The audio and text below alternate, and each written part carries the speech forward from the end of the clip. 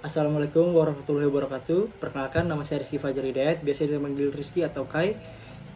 Saya lahir di Cirebon tanggal 22 April tahun 2001. Saat ini saya sedang menempuh pendidikan tahun terakhir di program studi manajemen di Universitas Padjadjaran. Saya berkonsentrasi di bidang pemasaran, saya juga tertarik di bidang digital marketing. Saya adalah seorang pekerja keras, memiliki jiwa pemimpin karena saya pernah memimpin di salah satu event. Saya menjadi ketua pelaksana di FEB Unpad Award tahun 2020. Saya adalah orang yang kreatif, seorang yang mampu bekerja sama dalam tim. Saya juga seseorang yang inventif dan juga tepat waktu dalam mengerjakan tugasnya. Saat saya memiliki pengalaman pribadi menjadi business owner di bidang clothing fashion, sehingga menuntut saya untuk selalu peka terhadap tren atau perkembangan tren di media sosial dan membuat saya memahami apa itu iklan digital seperti Facebook Ads, Instagram Ads. Baik membahas tentang inovasi di bidang digital marketing, salah satunya adalah membuat konten visual dan video interaktif yang menarik dan berkualitas.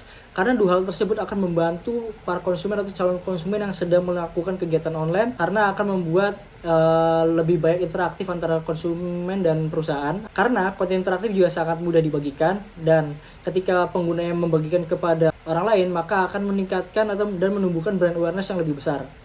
Yang kedua adalah mengutamakan personalisasi pelanggan.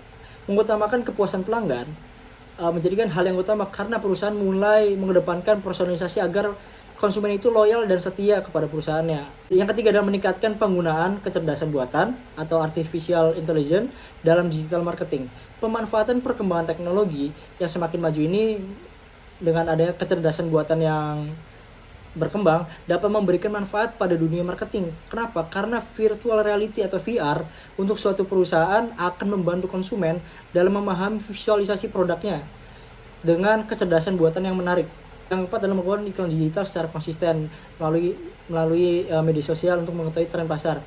Dapat melakukan iklan digital melalui Instagram Ads, TikTok Ads, Facebook Ads, dan YouTube Ads dan sebagainya untuk meningkatkan brand awareness dan lain sebagainya, tergantung tujuan apapun yang ditetapkan oleh perusahaannya. Baik, untuk mekanisme branding campaign, menurut pengalaman saya ketika memulai branding campaign ini, sebaiknya harus menetapkan tujuan, budget, dan target pasar terlebih dahulu. Karena ketika penetapan tujuan, anggaran budget, dan target pasar sudah matang, maka akan mudah untuk kedepannya.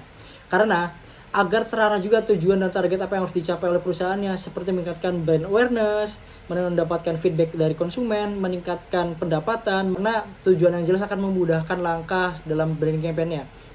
Yang kedua adalah memilih channel yang sesuai untuk penyampaian informasinya, menyesuaikan dengan target audiens untuk penentuan apa yang menjadikan media penyampaian yang lebih sering atau lebih paling banyak yang digunakan oleh target audiensnya. Yang ketiga adalah mengemas pesan dengan menarik dan unik. Seperti contohnya adalah Nike atau Just Do It, mereka membuat slogan Just Do It sehingga membuat pendapatan naik lebih besar dari tahun-tahun sebelumnya.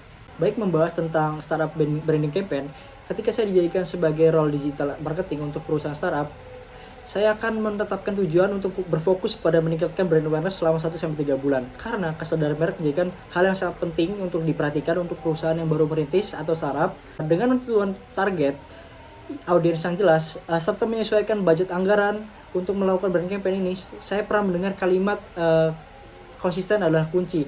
Nah, perlu konsistensi yang kuat karena membangun suatu brand yang baru atau yang sudah berjalan lama itu untuk meningkatkan brand awareness. Baik, untuk penerapan akhlak ketika diterima di PT Telkom Indonesia adalah yang pertama ada amanah.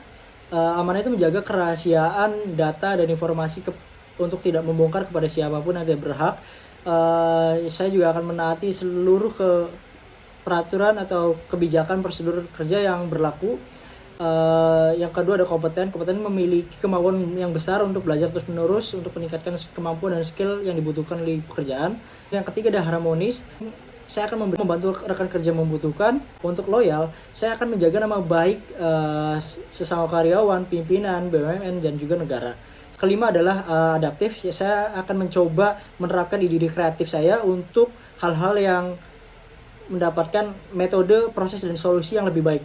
Kolaboratif ini saya akan aktif berpartisipasi dan berkontribusi sesuai dengan keahlian saya. Baik, sekian dari saya, kurang lebih mohon maaf karena manusia tidak jauh dari kesalahan. Saya mohon maaf bila ada kesalahan.